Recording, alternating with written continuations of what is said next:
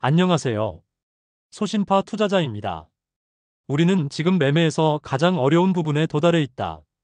이것은 여러분이 성공적인 투자자가 되는 것을 방해하는 가장 큰 장애물이다. 왜 그럴까? 매매는 여러분이 한 번도 상상하지 못했던 것을 요구하기 때문이다.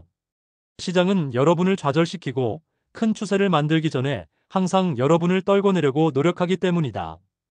또 시장은 종종 투자자에게 완전히 협조적인 것처럼 보임으로써 여러분 스스로 안전하다고 잘못 믿게끔 안심시키기도 한다.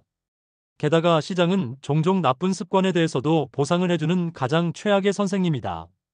가끔씩 여러분이 어떤 일을 만들려고 억지로 시도할수록 시장은 점점 더 비협조적으로 행동한다. 반대로 여러분이 아무것도 하지 않으려 할 때 시장이 보상을 해주는 경우도 있다.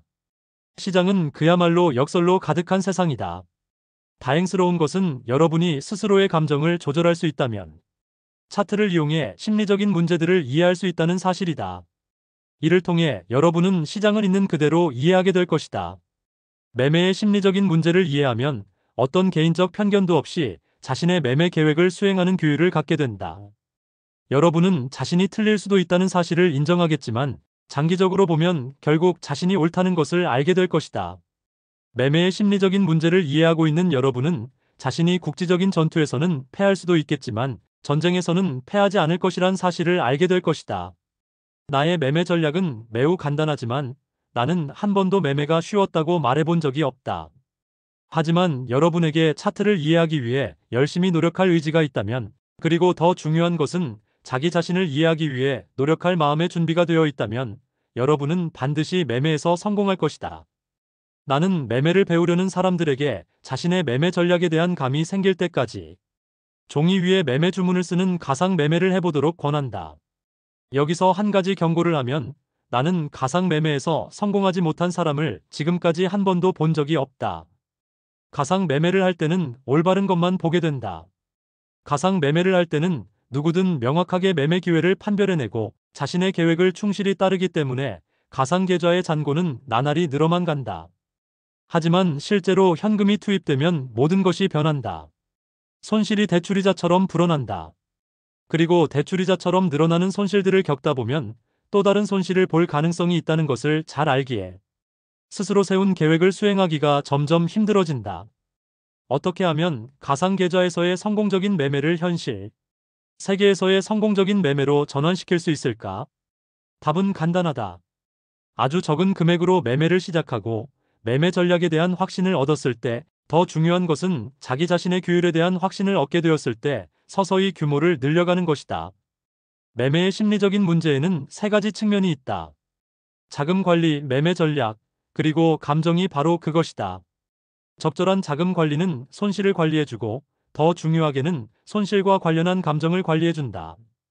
또한 여러분이 이 게임에 더 오랫동안 머물 수 있도록 도와준다.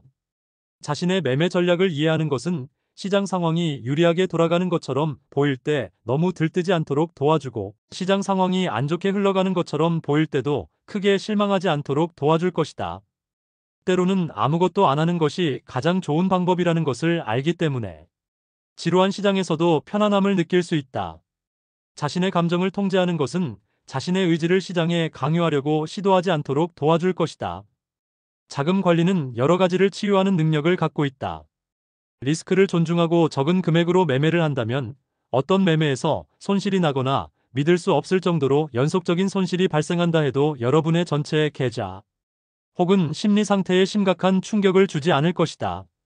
부동산에 투자하는 사람들에게는 부동산이 어디에 있고 또 어떤 물건인지가 중요한 것처럼 주식을 매매하는 사람들에게 중요한 것은 자금 관리다. 오랫동안 살아남는 것이 관건이다.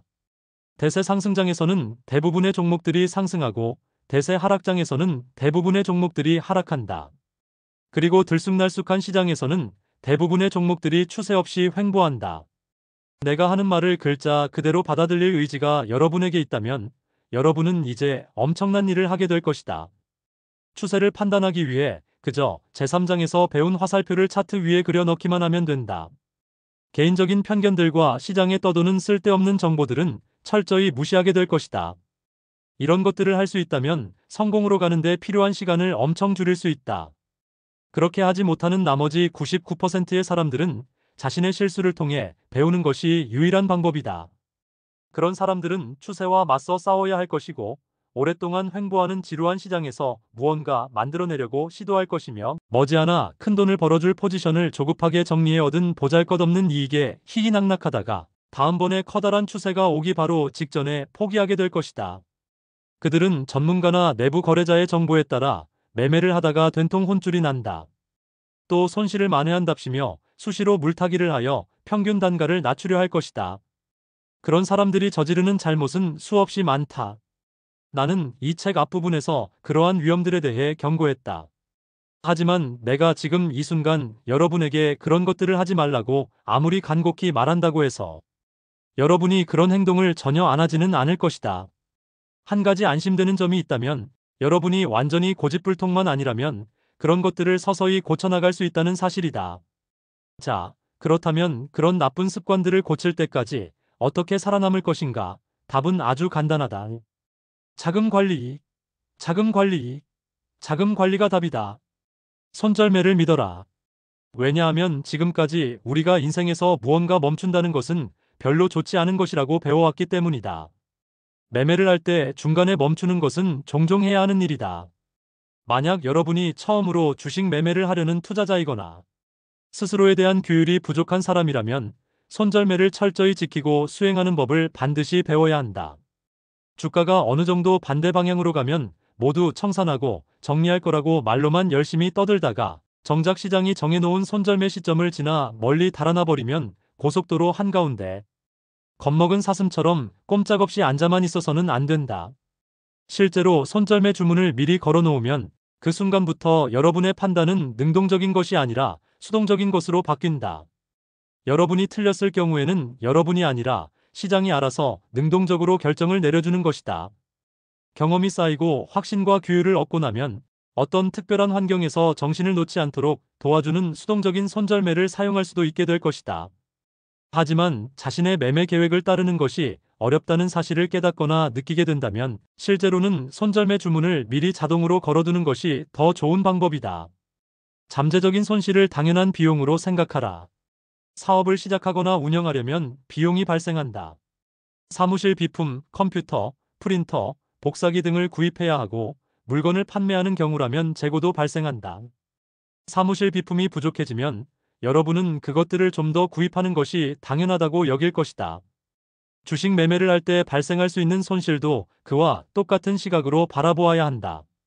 매매 손실은 그저 매매라는 사업을 해나갈 때 필연적으로 발생하는 비용에 불과한 것이다. 감사합니다. 이 영상이 여러분의 삶에 도움이 되었으면 좋겠습니다. 이 영상은 데이브 랜들이 저자님의 프로는 어떻게 매매하는가의 일부 내용입니다.